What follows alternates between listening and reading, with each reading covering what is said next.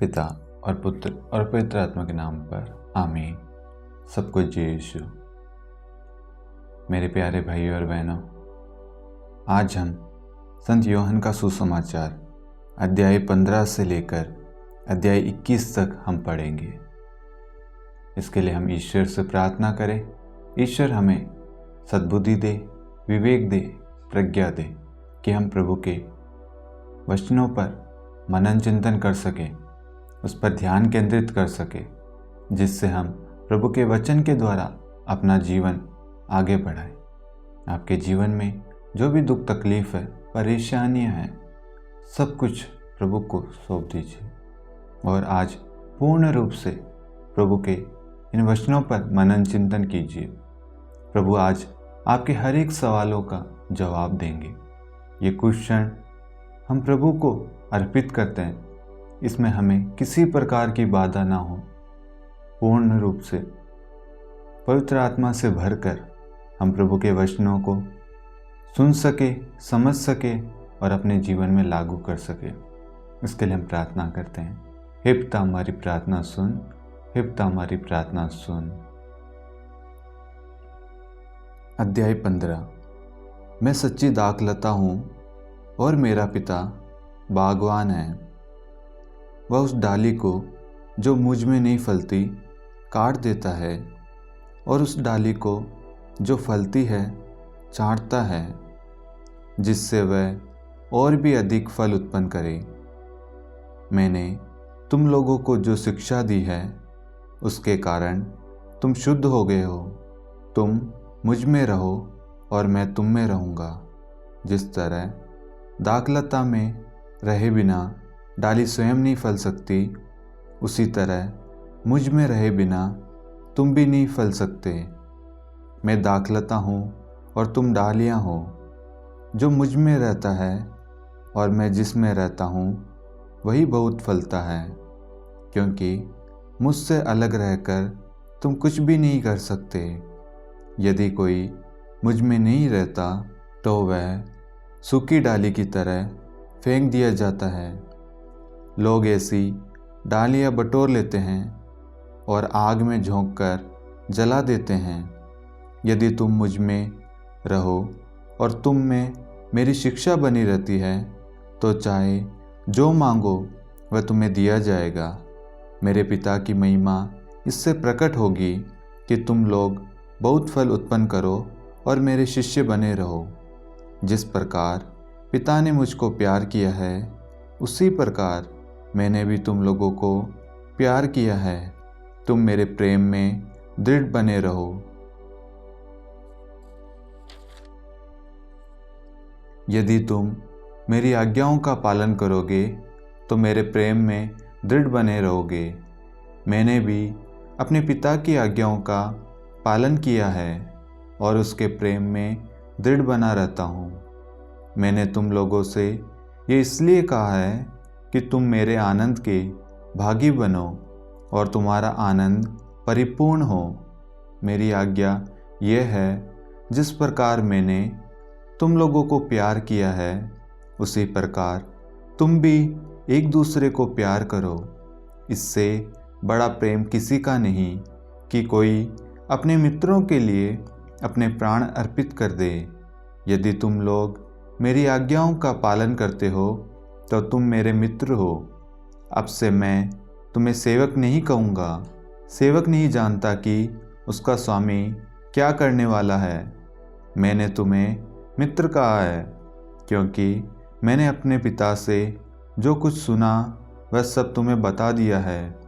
तुमने मुझे नहीं चुना, बल्कि मैंने तुम्हें इसलिए चुना और नियुक्त किया कि तुम जाकर फल उत्पन्न करो, तुम्हारा फल बना रहे और तुम मेरा नाम लेकर पिता से जो कुछ मांगो वह तुम्हें वही प्रदान करे। मैं तुम लोगों को ये आज्ञा देता हूँ, एक दूसरे को प्यार करो। यदि संसार तुम लोगों से बैर करे तो याद रखो कि तुमसे पहले उसने मुझसे बैर किया। यदि तुम संसार के होते तो संसार तुम्हें अपना समझकर प्यार करता, परंतु तुम संसार के नहीं हो, क्योंकि मैंने तुम्हें संसार में से चुन लिया है, इसलिए संसार तुमसे बैर करता है। मैंने तुमसे जो बात कही उसे याद रखो। सेवक अपने स्वामी से बड़ा नहीं होता। यदि उन्होंने मुझे सताया तो वे तुम्हें भी सताएंगे। यदि उन्होंने मेरी शिक्षा का पालन किया तो वे तुम्हारी शिक्षा का भी पालन करेंगे। वे ये सब मेरे नाम के कारण तुम लोगों के साथ करेंगे, क्योंकि जिसने मुझे भेजा उसे वे नहीं जानते। यदि मैं नहीं आता और उन्हें शिक्षा नहीं देता तो उन्हें पाप नहीं लगता, परंतु अब तो उनके पास अपने पाप का कोई बहाना नहीं। जो मुझसे बैर करता है वह मेरे पिता से भी बैर करता है। यदि मैंने उनके सामने वे महान कार्य नहीं किए होते जिन्हें किसी और ने कभी नहीं किया, तो उन्हें पाप नहीं लगता, परंतु अब तो उन्होंने देखकर भी मुझसे और मेरे पिता से बैर किया है। ये इसलिए हुआ कि उनकी संहिता का ये कथन पूरा हो जाए, उन्होंने अकारण ही मुझसे बैर किया। जब वह सहायक पिता के यहाँ से आने वाला वह सत्य का आत्मा आएगा, जिसे मैं पिता के यहाँ से तुम लोगों के पास भेजूँगा, तो वह मेरे विषय में साक्ष्य देगा और तुम लोग भी साक्ष्य दोगे, क्योंकि तुम प्रारंभ से मेरे साथ रहे हो। अध्याय 16। मैंने तुम लोगों से ये इसलिए कहा है कि तुम विचलित नहीं हो। वह तुम्हें सभागृह से निकाल देंगे। इतना ही नहीं, वह समय आ रहा है जब तुम्हारी हत्या करने वाला ये समझेगा कि वह ईश्वर की सेवा कर रहा है। वे ये सब इसलिए करेंगे कि उन्होंने न तो पिता को पहचाना है और न मुझको। मैंने तुम लोगों से ये इसलिए कहा है कि समय आने पर तुम्हें यह स्मरण रहे कि मैंने तुम्हें पहले ही सचेत किया था। मैंने प्रारंभ से ही तुम लोगों से ये नहीं कहा, क्योंकि मैं तुम्हारे साथ था। अब मैं उसके पास जा रहा हूँ जिसने मुझे भेजा, और तुम लोगों में कोई मुझसे ये नहीं पूछता कि आप कहाँ जा रहे हैं। मैंने तुमसे ये कहा है इसलिए तुम्हारे हृदय शोक से भर गए हैं। फिर भी मैं तुम लोगों से सच कहता हूँ, तुम्हारा कल्याण इसमें है कि मैं चला जाऊँ। यदि मैं नहीं जाऊँगा तो सहायक तुम्हारे पास नहीं आएगा। यदि मैं जाऊँगा तो मैं उसे तुम्हारे पास भेजूँगा। जब वह आएगा तो पाप, धार्मिकता और दंडाज्ञा के विषय में संसार का भ्रम प्रमाणित कर देगा। पाप के विषय में, क्योंकि वे मुझ में विश्वास नहीं करते। धार्मिकता के विषय में, क्योंकि मैं पिता के पास जा रहा हूँ और तुम मुझे और नहीं देखोगे। दंडाज्ञा के विषय में, क्योंकि इस संसार का नायक दोषी ठहराया जा चुका है। मुझे तुम लोगों से और बहुत कुछ कहना है, परंतु अभी तुम वह नहीं सह सकते। जब वह सत्य का आत्मा आएगा तो वह तुम्हें पूर्ण सत्य तक ले जाएगा, क्योंकि वह अपनी ओर से नहीं कहेगा, बल्कि वह जो कुछ सुनेगा वही कहेगा और तुम्हें आने वाली बातों के विषय में बताएगा। वह मुझे महिमान्वित करेगा, क्योंकि उसे मेरी ओर से जो मिला है वह तुम्हें वही बताएगा। जो कुछ पिता का है वह मेरा है, इसलिए मैंने कहा कि उसे मेरी ओर से जो मिला है वह तुम्हें वही बताएगा। थोड़े ही समय बाद तुम लोग मुझे नहीं देखोगे और फिर थोड़े ही समय बाद मुझे देखोगे। इस पर उनके कुछ शिष्यों ने आपस में ये कहा, वह हमसे क्या कहते हैं? थोड़े ही समय बाद तुम मुझे नहीं देखोगे और फिर थोड़े ही समय बाद तुम मुझे देखोगे। और क्योंकि मैं पिता के पास जा रहा हूँ, इसलिए वे कहते थे, वह जो थोड़ा समय कहते हैं इसका अर्थ क्या है? हम उनकी बात नहीं समझ पा रहे हैं। ईसा ने ये जानकर कि वे मुझसे प्रश्न पूछना चाहते हैं, उनसे कहा, तुम आपस में मेरे इस कथन के अर्थ पर विचार विमर्श कर रहे हो कि थोड़े ही समय बाद तुम मुझे नहीं देखोगे और फिर थोड़े ही समय बाद मुझे देखोगे। मैं तुम लोगों से ये कहता हूँ, तुम रोओगे और विलाप करोगे, परंतु संसार आनंद मनाएगा। तुम शोक करोगे, किंतु तुम्हारा शोक आनंद बन जाएगा। प्रसव निकट आने पर स्त्री को दुख होता है, क्योंकि उसका समय आ गया है, किंतु बालक को जन्म देने के बाद वह अपनी वेदना भूल जाती है, क्योंकि उसे आनंद होता है कि संसार में एक मनुष्य का जन्म हुआ है। इसी तरह तुम लोग अभी दुखी हो, किंतु मैं तुम्हें फिर देखूंगा और तुम आनंद मनाओगे। तुमसे तुम्हारा आनंद कोई नहीं छीन सकेगा।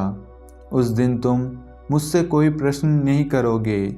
मैं तुम लोगों से ये कहता हूँ, तुम पिता से जो कुछ मांगोगे वह तुम्हें मेरे नाम पर वही प्रदान करेगा। अब तक तुमने मेरा नाम लेकर कुछ भी नहीं मांगा है। मांगो और तुम्हें मिल जाएगा, जिससे तुम्हारा आनंद परिपूर्ण हो। मैंने तुम लोगों से ये सब दृष्टांतों में कहा है। वह समय आ रहा है जब मैं फिर तुम लोगों से दृष्टांतों में कुछ नहीं कहूँगा, बल्कि तुम्हें स्पष्ट शब्दों में पिता के विषय में बताऊँगा। तुम उस दिन मेरा नाम लेकर प्रार्थना करोगे। मैं नहीं कहता कि तुम्हारे लिए पिता से प्रार्थना करूँगा। पिता तो स्वयं तुम्हें प्यार करता है, क्योंकि तुम मुझे प्यार करते और ये विश्वास करते हो कि मैं ईश्वर के यहाँ से आया हूँ। मैं पिता के यहाँ से संसार में आया हूँ। अब मैं संसार को छोड़कर पिता के पास जा रहा हूँ। उनके शिष्यों ने उनसे कहा, देखिए, अब आप दृष्टांतों में नहीं बल्कि स्पष्ट शब्दों में बोल रहे हैं। अब हम समझ गए हैं कि आप सब कुछ जानते हैं। प्रश्नों की कोई ज़रूरत नहीं रह गई है, इसलिए हम विश्वास करते हैं कि आप ईश्वर के यहाँ से आए हैं। ईसा ने उन्हें उत्तर दिया, क्या तुम अब विश्वास करते हो? देखो, वह घड़ी आ रही है, आ ही गई है। अब तुम सब तितर बितर हो जाओगे और अपना अपना रास्ता लेकर मुझे अकेला छोड़ दोगे। फिर भी मैं अकेला नहीं हूँ, क्योंकि पिता मेरे साथ है। मैंने तुम लोगों से ये सब इसलिए कहा है कि तुम मुझ में शांति प्राप्त कर सको। संसार में तुम्हें क्लेश सहना पड़ेगा, परंतु ढारस रखो, मैंने संसार पर विजय पाई है। अध्याय 17। ये सब कहने के बाद ईसा अपनी आंखें ऊपर उठाकर बोले, पिता, वह घड़ी आ गई है। अपने पुत्र को महिमान्वित कर, जिससे पुत्र तेरी महिमा प्रकट करे। तूने उसे समस्त मानव जाति पर अधिकार दिया है, जिससे वह उन सबों को अनंत जीवन प्रदान करे जिन्हें तूने उसे सौंपा है। वे तुझे एक ही सच्चे ईश्वर को और ईसा मसीह को, जिसे तूने भेजा है, जान ले। यही अनंत जीवन है। जो कार्य तूने मुझे करने को दिया था वह मैंने पूरा किया है। इस तरह मैंने पृथ्वी पर तेरी महिमा प्रकट की है। पिता, संसार की सृष्टि से पहले मुझे तेरे यहाँ जो महिमा प्राप्त थी, अब उससे मुझे विभूषित कर। तूने जिन लोगों को संसार में से चुनकर मुझे सौंपा, उन पर मैंने तेरा नाम प्रकट किया है। वे तेरे ही थे। तूने उन्हें मुझे सौंपा और उन्होंने तेरी शिक्षा का पालन किया है। अब वे जान गए हैं कि तूने मुझे जो कुछ दिया है वह सब तुझसे आता है। तूने जो संदेश मुझे दिया, मैंने वह संदेश उन्हें दे दिया। वे उसे ग्रहण कर ये जान गए कि मैं तेरे यहाँ से आया हूँ, और उन्होंने ये विश्वास किया कि तूने मुझे भेजा। मैं उनके लिए विनती करता हूँ, मैं संसार के लिए नहीं बल्कि उनके लिए विनती करता हूँ जिन्हें तूने मुझे सौंपा है, क्योंकि वे तेरे ही हैं। जो कुछ मेरा है वह तेरा है और जो तेरा व मेरा है, मैं उनके द्वारा महिमान्वित हुआ। अब मैं संसार में नहीं रहूँगा, परंतु वे संसार में रहेंगे और मैं तेरे पास आ रहा हूँ। परम पावन पिता, तूने जिन्हें मुझे सौंपा है उन्हें अपने नाम के सामर्थ्य से सुरक्षित रख, जिससे वे हमारी तरह एक बने रहें। तूने जिन्हें मुझे सौंपा है, जब तक मैं उनके साथ रहा, मैंने उन्हें तेरे नाम के सामर्थ्य से सुरक्षित रखा। मैंने उनकी रक्षा की, उनमें किसी का भी सर्वनाश नहीं हुआ है। विनाश का पुत्र इसका एकमात्र अपवाद है, क्योंकि धर्म ग्रंथ का पूरा हो जाना अनिवार्य था। अब मैं तेरे पास आ रहा हूँ। जब तक संसार में मैं हूँ, ये सब कह रहा हूँ, जिससे उन्हें मेरा आनंद पूर्ण रूप से प्राप्त हो। मैंने उन्हें तेरी शिक्षा प्रदान की है। संसार ने उनसे बैर किया, क्योंकि जिस तरह मैं संसार का नहीं हूँ, उसी तरह वे भी संसार के नहीं हैं। मैं ये नहीं मांगता कि तू उन्हें संसार से उठा ले, बल्कि ये कि तू उन्हें बुराई से बचा। वे संसार के नहीं हैं, जिस तरह मैं भी संसार का नहीं हूँ।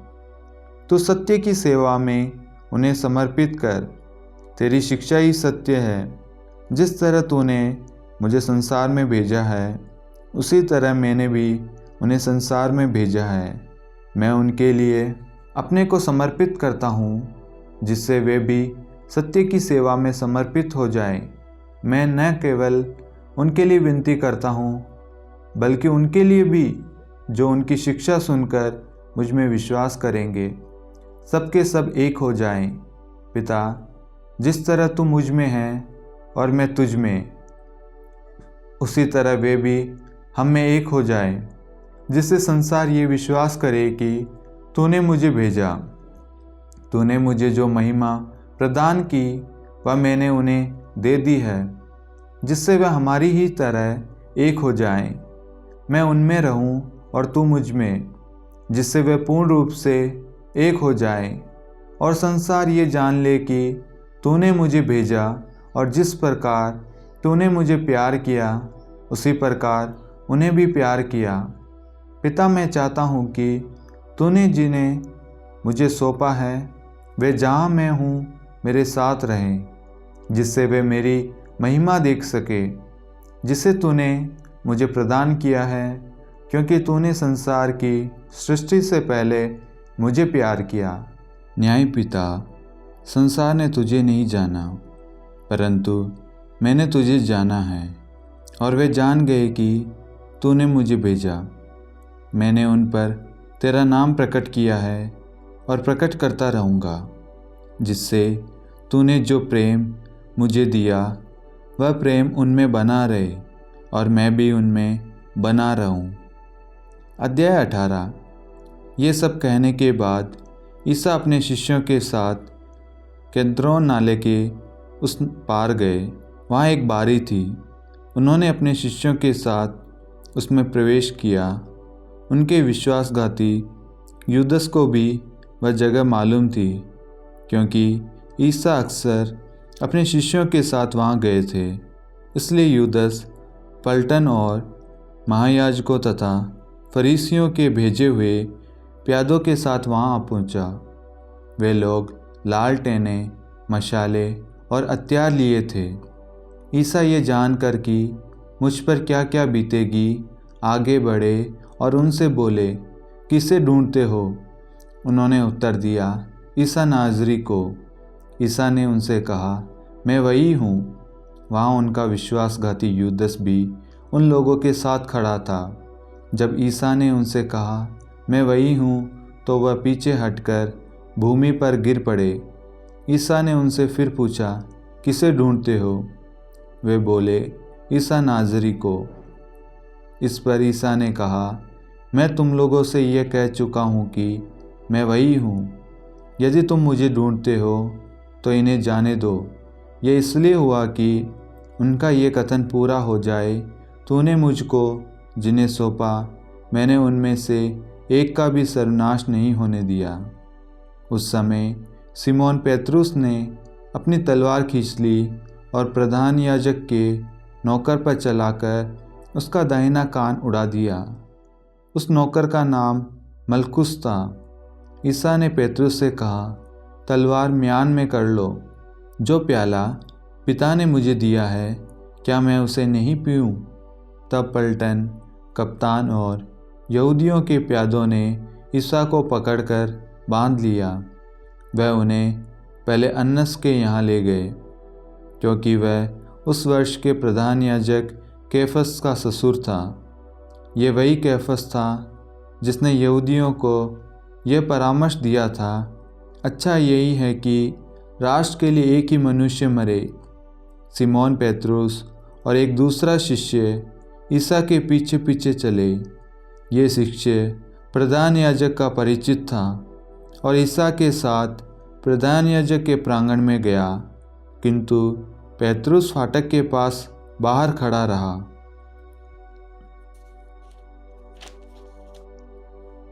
इसलिए वह दूसरा शिष्य जो प्रधान याजक का परिचित था फिर बाहर गया और द्वारपाली से कहकर पेतरुस को भीतर ले आया। द्वारपाली ने पेतरुस से कहा, कहीं तुम भी तो उस मनुष्य के शिष्य नहीं हो? उसने उत्तर दिया, नहीं हूँ। जाड़े के कारण नौकर और प्यादे आग सुलगाकर ताप रहे थे।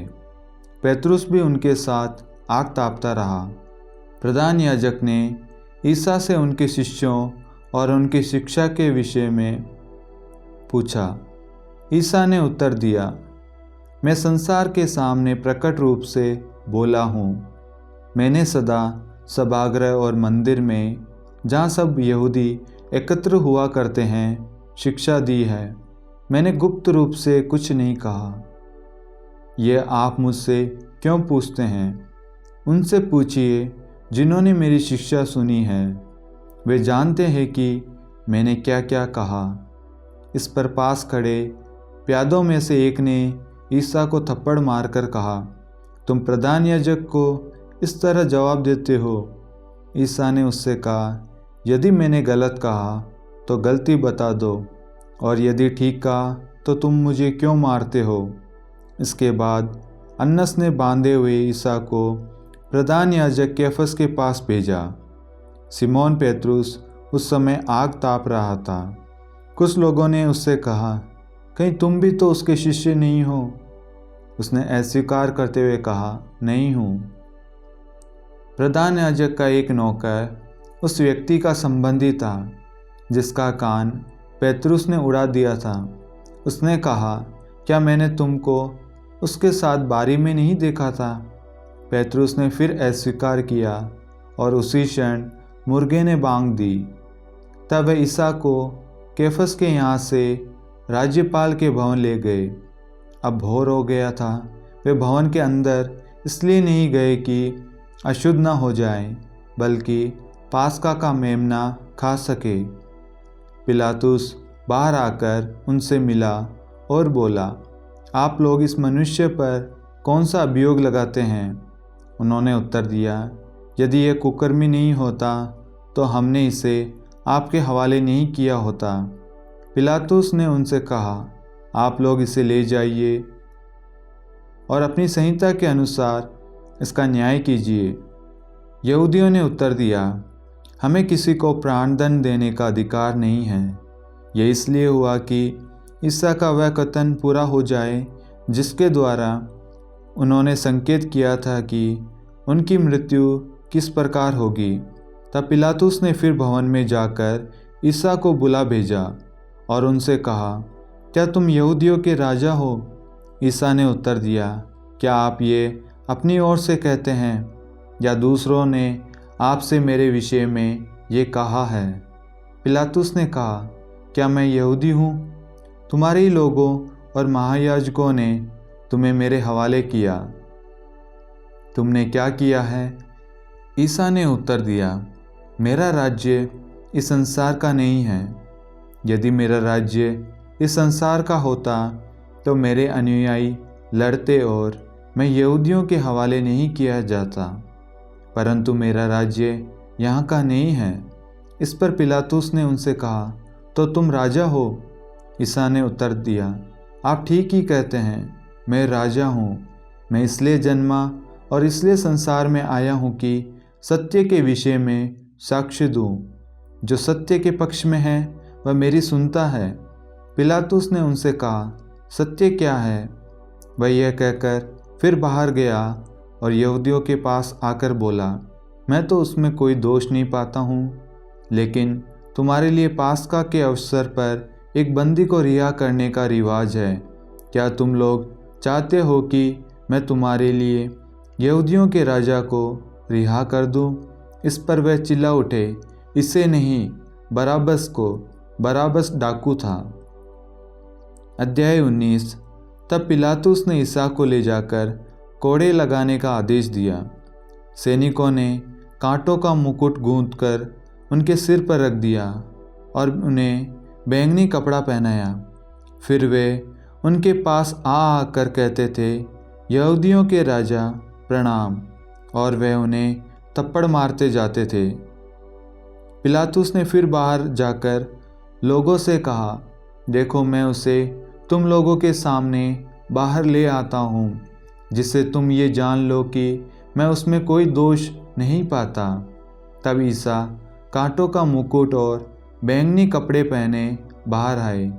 पिलातुस ने लोगों से कहा, यही वह मनुष्य।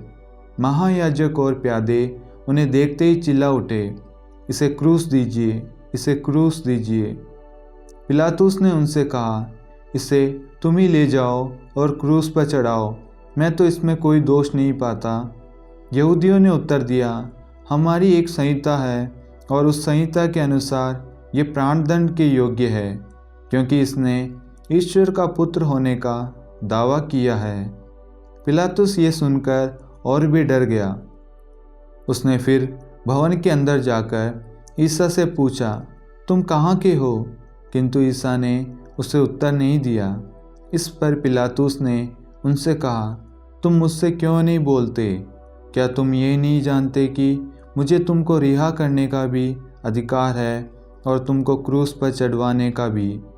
ईसा ने उत्तर दिया, यदि आपको ऊपर से अधिकार न दिया गया होता तो आपका मुझ पर कोई अधिकार नहीं होता। इसलिए जिसने मुझे आपके हवाले किया वह अधिक दोषी है।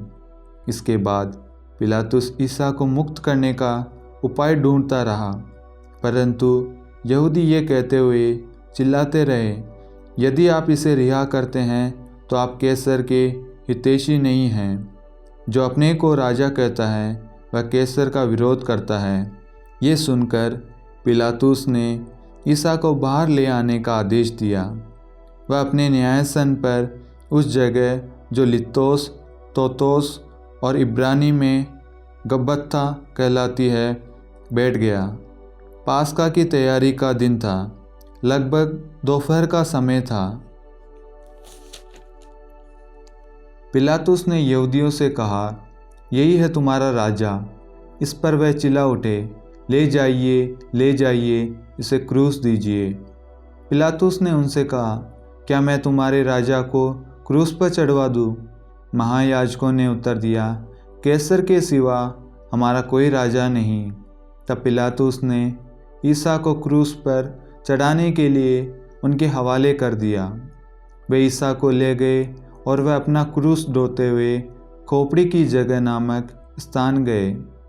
इब्रानी में उसका नाम गोलगोथा है। वहाँ उन्होंने ईसा को और उनके साथ और 2 व्यक्तियों को क्रूस पर चढ़ाया, एक को इस ओर, दूसरे को उस ओर, और बीच में ईसा को। पिलातुस ने एक दोष पत्र भी लिखवा कर क्रूस पर लगवा दिया। वह इस प्रकार था, ईसा नाजरी यहूदियों का राजा। बहुत से यहूदियों ने ये दोष पत्र पढ़ा, क्योंकि वह स्थान जहाँ ईसा क्रूस पर चढ़ाए गए थे शहर के पास ही था, और दोष पत्र इब्रानी, लातीनी और यूनानी भाषा में लिखा हुआ था। इसलिए यहूदियों के महायाजकों ने पिलातुस से कहा, आप यही नहीं लिखिए यहूदियों का राजा, बल्कि इसने कहा कि मैं यहूदियों का राजा हूँ। पिलातुस ने उत्तर दिया, मैंने जो लिख दिया सो लिख दिया।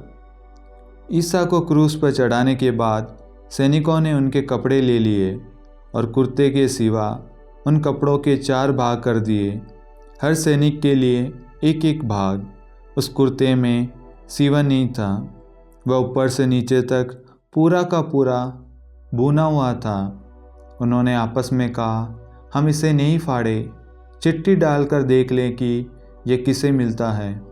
ये इसलिए हुआ कि धर्म ग्रंथ का ये कथन पूरा हो जाए, उन्होंने मेरे कपड़े आपस में बांट लिए और मेरे वस्त्र पर चिट्ठी डाली। सैनिकों ने ऐसा ही किया। ईसा की माता, उसकी बहन क्लोपस की पत्नी मरियम और मरियम मगदलेना उनके क्रूस के पास खड़ी थी। ईसा ने अपनी माता को और उनके पास अपने उस शिष्य को जिसे वह प्यार करते थे देखा। उन्होंने अपनी माता से कहा, बदरे, यह आपका पुत्र है। इसके बाद उन्होंने उस शिष्य से कहा, यह तुम्हारी माता है। उस समय से उस शिष्य ने उसे अपने यहाँ आश्रय दिया। तब ईसा ने यह जानकर कि अब सब कुछ पूरा हो चुका है, धर्म ग्रंथ का लेख पूरा करने के उद्देश्य से कहा, मैं प्यासा हूँ। वहाँ खट्टी अंगूरी से भरा एक पात्र रखा हुआ था। लोगों ने उसमें एक पनसोख्ता डुबाया और उसे जूफे की डंडी पर रखकर ईसा के मुख से लगा दिया। ईसा ने खट्टी अंगूरी चखकर कहा, सब पूरा हो चुका है, और सिर झुकाकर प्राण त्याग दिए। वह तैयारी का दिन था। यहूदी ये नहीं चाहते थे कि शव विश्राम के दिन क्रूस पर रह जाए, क्योंकि उस विश्राम के दिन बड़ा त्यौहार पड़ता था। उन्होंने पिलातुस से निवेदन किया कि उनकी टांगें तोड़ दी जाए और शव हटा दिया जाए। इसलिए सैनिकों ने आकर ईसा के साथ क्रूस पर चढ़ाए हुए पहले व्यक्ति की टांगें तोड़ दी, फिर दूसरे की। जब उन्होंने ईसा के पास आकर देखा कि वह मर चुके हैं, तो उन्होंने उनकी टांगें नहीं तोड़ी। लेकिन एक सैनिक ने उनकी बगल में भाला मारा और उसमें से तुरंत रक्त और जल बह निकला। जिसने ये देखा है वही इसका साक्ष्य देता है, और उसका साक्ष्य सच्चा है। वह जानता है कि वह सच बोलता है, जिससे आप लोग भी विश्वास करें। ये इसलिए हुआ कि धर्म ग्रंथ का ये कथन पूरा हो जाए, उसकी एक भी हड्डी नहीं तोड़ी जाएगी। फिर धर्म ग्रंथ का एक दूसरा कथन इस प्रकार है, उन्होंने जिसे छेदा वे उसी की ओर देखेंगे। इसके बाद अरमतिया के यूसुफ ने, जो यहूदियों के भय के कारण ईसा का गुप्त शिष्य था, पिलातुस से ईसा का शव ले जाने की अनुमति मांगी। पिलातुस ने अनुमति दे दी। इसलिए यूसुफ आकर ईसा का शव ले गया। निकोदेमुस भी पहुंचा, जो पहले रात को ईसा से मिलने आया था। वह लगभग 50 सेर का गंधरस और अगरू का सम्मिश्रण लाया। उन्होंने ईसा का शव लिया और यहूदियों की दफन की प्रथा के अनुसार उसे सुगंधित द्रव्यों के साथ छालटी की पट्टियों में लपेटा। जहाँ ईसा क्रूस पर चढ़ाए गए थे वहाँ एक बारी थी, और उस बारी में एक नई कब्र जिसमें अब तक कोई नहीं रखा गया था। उन्होंने ईसा को वहीं रख दिया, क्योंकि वह यहूदियों के लिए तैयारी का दिन था और वह कब्र निकट ही थी। अध्याय 20। मरियम मगदलेना सप्ताह के प्रथम दिन तड़के मुँह अंधेरे ही कब्र के पास पहुंची। उसने देखा कि कब्र पर से पत्थर हटा दिया गया है। उसने सिमोन पेतरुस तथा उस दूसरे शिष्य के पास, जिसे ईसा प्यार करते थे, दौड़ती हुई आकर कहा, वे प्रभु को कब्र में से उठा ले गए हैं और हमें पता नहीं कि उन्होंने उनको कहाँ रखा है। पेतरुस और वह दूसरा शिष्य कब्र की ओर चल पड़े। वे दोनों साथ साथ दौड़े। दूसरा शिष्य पेतरुस को पिछेल कर पहले कब्र पर पहुंचा। उसने झुककर ये देखा कि छालटी की पट्टियाँ पड़ी हुई है, किंतु वह भीतर नहीं गया। सिमोन पेतरुस उसके पीछे पीछे चलकर आया और कब्र के अंदर गया। उसने देखा कि पट्टियाँ पड़ी हुई है और ईसा के सिर पर जो अंगोछा बंधा था वह पट्टियों के साथ नहीं, बल्कि दूसरी जगह तय किया हुआ अलग पड़ा हुआ है। तब वह दूसरा शिष्य भी, जो कब्र के पास पहले आया था, भीतर गया। उसने देखा और विश्वास किया, क्योंकि वे अब तक धर्म ग्रंथ का वह लेख नहीं समझ पाए थे जिसके अनुसार उनका जी उठना अनिवार्य था। इसके बाद शिष्य अपने घर लौट गए। मरियम कब्र के पास बाहर रोती रही। उसने रोते रोते झुककर कब्र के भीतर दृष्टि डाली और जहाँ ईसा का शव रखा हुआ था वहाँ उजले वस्त्र पहने 2 स्वर्गदूत को बैठा हुआ देखा, एक को सिराने और दूसरे को पैताने। दूतों ने उससे कहा, बदरे, आप क्यों रोती है? उसने उत्तर दिया, वह मेरे प्रभु को उठा ले गए हैं और मैं नहीं जानती कि उन्होंने उनको कहाँ रखा है। वह ये कहकर मुड़ी और उसने ईसा को वहाँ खड़ा देखा, किंतु उन्हें पहचान नहीं सकी। ईसा ने उससे कहा, बदरे, आप क्यों रोती है? किसे ढूंढती है? मरियम ने उन्हें माली समझकर कहा, महोदय, यदि आप उन्हें उठा ले गए तो मुझे बता दीजिए कि आपने उन्हें कहाँ रखा है और मैं उन्हें ले जाऊंगी। इस पर ईसा ने उससे कहा, मरियम। उसने मुड़कर इब्रानी में उनसे कहा, रब्बोनी, अर्थात गुरुवर। ईसा ने उससे कहा, चरणों से लिपटकर मुझे मत रोको। मैं अब तक पिता के पास ऊपर नहीं गया हूँ। मेरे भाइयों के पास जाकर उनसे ये कहो कि मैं अपने पिता और तुम्हारे पिता, अपने ईश्वर और तुम्हारे ईश्वर के पास ऊपर जा रहा हूँ। मरियम मगदलेना ने जाकर शिष्यों से कहा कि मैंने प्रभु को देखा है और उन्होंने मुझे ये संदेश दिया। उसी दिन अर्थात सप्ताह के प्रथम दिन संध्या समय, जब शिष्य यहूदियों के भय से द्वार बंद किए एकत्र थे, ईसा उनके बीच आकर खड़े हो गए। उन्होंने शिष्यों से कहा, तुम्हें शांति मिले। और इसके बाद उन्हें अपने हाथ और अपनी बगल दिखाई। प्रभु को देखकर शिष्य आनंदित हो उठे। ईसा ने उनसे फिर कहा, तुम्हें शांति मिले। जिस प्रकार पिता ने मुझे भेजा उसी प्रकार मैं तुम्हें भेजता हूँ। इन शब्दों के बाद ईसा ने उन पर फूंक कर कहा, पवित्र आत्मा को ग्रहण करो। तुम जिन लोगों के पाप क्षमा करोगे वे अपने पापों से मुक्त हो जाएंगे, और जिन लोगों के पाप क्षमा नहीं करोगे वे अपने पापों से बंधे रहेंगे। ईसा के आने के समय 12 में से एक थॉमस, जो यम्मल कहलाता था, उनके साथ नहीं था। दूसरे शिष्यों ने उससे कहा, हमने प्रभु को देखा है। उसने उत्तर दिया, जब तक मैं उनके हाथों में कीलों का निशान न देख लूँ, कीलों की जगह पर अपनी उंगली न रख दूँ और उनकी बगल में अपना हाथ न डाल दूँ, तब तक मैं विश्वास नहीं करूँगा। 8 दिन बाद उनके शिष्य फिर घर के भीतर थे और थॉमस उनके साथ था। द्वार बंद होने पर भी ईसा उनके बीच आकर खड़े हो गए और बोले, तुम्हें शांति मिले। तब उन्होंने थॉमस से कहा, अपनी उंगली यहाँ रखो, देखो ये मेरे हाथ है। अपना हाथ बढ़ाकर मेरी बगल में डालो और अविश्वासी नहीं बल्कि विश्वासी बनो। थॉमस ने उत्तर दिया, मेरे प्रभु, मेरे ईश्वर। ईसा ने उससे कहा, क्या तुम इसलिए विश्वास करते हो कि तुमने मुझे देखा है?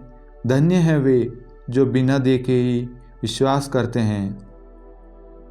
ईसा ने अपने शिष्यों के सामने और बहुत से चमत्कार दिखाए, जिनका विवरण इस पुस्तक में नहीं दिया गया है।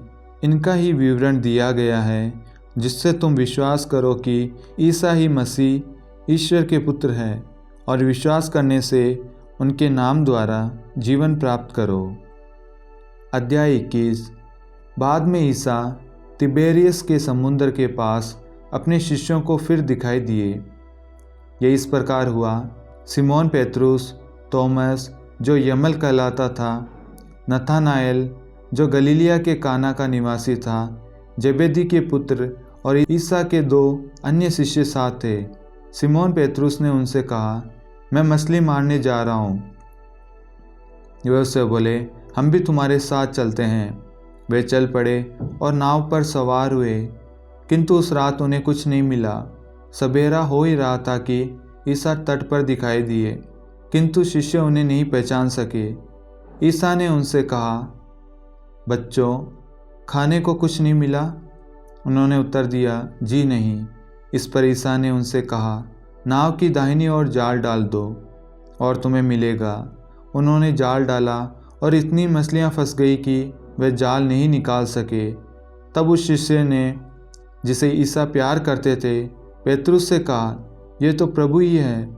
जब पेतरुस ने सुना कि ये प्रभु है, तो वह अपना कपड़ा पहनकर, क्योंकि वह नंगा था, समुद्र में कूद पड़ा। दूसरे शिष्य मछलियों से भरा जाल खींचते हुए डोंगी पर आए। वे किनारे से केवल लगभग 200 हाथ दूर थे। उन्होंने तट पर उतरकर कहा, कोयले की आग पर रखी हुई मछली देखी और रोटी भी। ईसा ने उनसे कहा, तुमने अभी अभी जो मछलियाँ पकड़ी है, उनमें से कुछ ले आओ। सिमोन पेतरुस गया और जाल किनारे खींच लाया। उसमें 153 बड़ी बड़ी मछलियाँ थीं और इतनी मछलियाँ होने पर भी जाल नहीं फटा था।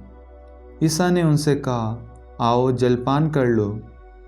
शिष्यों में किसी को भी ईसा से ये पूछने का साहस नहीं हुआ कि आप कौन हैं। वे जानते थे कि वह प्रभु है। ईसा पास आए, उन्होंने रोटी लेकर उन्हें दी और इसी तरह मछली भी। इस प्रकार ईसा मृतकों में से जी उठने के बाद तीसरी बार अपने शिष्यों के सामने प्रकट हुए। जलपान के बाद ईसा ने सिमोन पेतरुस से कहा, सिमोन योहन के पुत्र, क्या इनकी अपेक्षा तुम मुझे अधिक प्यार करते हो? उसने उन्हें उत्तर दिया, जी हाँ प्रभु, आप जानते हैं कि मैं आपको प्यार करता हूँ। उन्होंने पेतरुस से कहा, मेरे मेमनों को चराओ।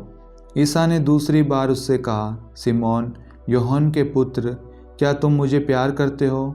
उसने उत्तर दिया, जी हाँ प्रभु, आप जानते हैं कि मैं आपको प्यार करता हूँ। उन्होंने पेतरुस से कहा, मेरी भेड़ों को चराओ। ईसा ने तीसरी बार उससे कहा, सिमोन योहन के पुत्र, क्या तुम मुझे प्यार करते हो? पेतरुस को इससे दुख हुआ कि उन्होंने तीसरी बार उससे ये पूछा, क्या तुम मुझे प्यार करते हो? और उसने ईसा से कहा, प्रभु, आपको तो सब कुछ मालूम है, आप जानते हैं कि मैं आपको प्यार करता हूँ। ईसा ने उससे कहा, मेरी भेड़ों को चराओ।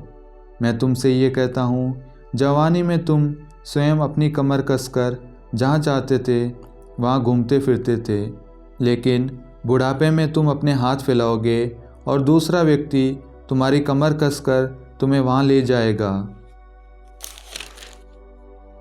जहाँ तुम जाना नहीं चाहते। इन शब्दों से ईसा ने संकेत किया कि किस प्रकार की मृत्यु से पेतरुस द्वारा ईश्वर की महिमा का विस्तार होगा। ईसा ने अंत में पेतरुस से कहा, मेरा अनुसरण करो। पेतरुस ने मुड़कर उस शिष्य को पीछे पीछे आते देखा जिसे ईसा प्यार करते थे और जिसने ब्यारी के समय उनकी छाती पर झुककर पूछा था, प्रभु वह कौन है जो आपको पकड़वाएगा? पेतरुस ने उसे देखकर ईसा से पूछा, प्रभु इनका क्या होगा? ईसा ने उसे उत्तर दिया, यदि मैं चाहता हूँ कि ये मेरे आने तक रह जाएं, तो इससे तुम्हें क्या? तुम मेरा अनुसरण करो। इन शब्दों के कारण भाइयों में अफवाह फैल गई कि वह शिष्य नहीं मरेगा, परंतु ईसा ने ये नहीं कहा कि वह नहीं मरेगा, बल्कि ये कि यदि मैं चाहता हूँ कि यह मेरे आने तक रह जाए, तो इससे तुम्हें क्या? ये वही शिष्य है जो इन बातों का साक्ष्य देता है और जिसने ये लिखा है। हम जानते हैं कि उसका साक्ष्य सत्य है। ईसा ने और भी बहुत से कार्य किए। यदि एक एक कर उनका वर्णन किया जाता तो मैं समझता हूँ कि जो पुस्तकें लिखी जाती वे संसार भर में भी नहीं समा पाती। ये ईश्वर की वाणी है। ईश्वर को धन्यवाद। पिता और पुत्र और पवित्र आत्मा के नाम पर आमीन। सबको जय यीशु।